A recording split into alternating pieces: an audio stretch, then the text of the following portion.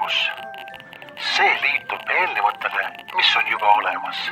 Inimesele soovitatud ohutu kiirgustase on 0,0001 millivatti ruutmeetri kohta. Pea see meeles.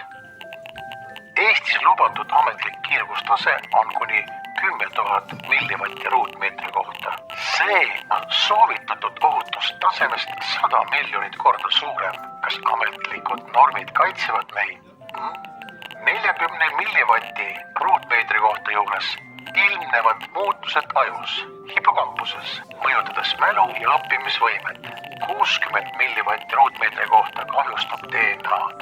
Lühiajalisel kokkupuutel kiirgustugevusega 0,5 millivatti ruutmeetri kohta esines lastel vanuses 8–17 aastat peavalu, ärrituvus, keskendumisraskusi ja käitumisprobleeme. Mobiili toimimiseks vajaminev minimaalne võimsustihedus ehk signaali tugevus on 0,000000002 millivatti ruutmeetri kohta. Sülearvuti wifi tugevus 10 millivatti ruutmeetri kohta põhjustab sperma DNA fragmentatsiooni ja sperma elujõulisuse vähenemist.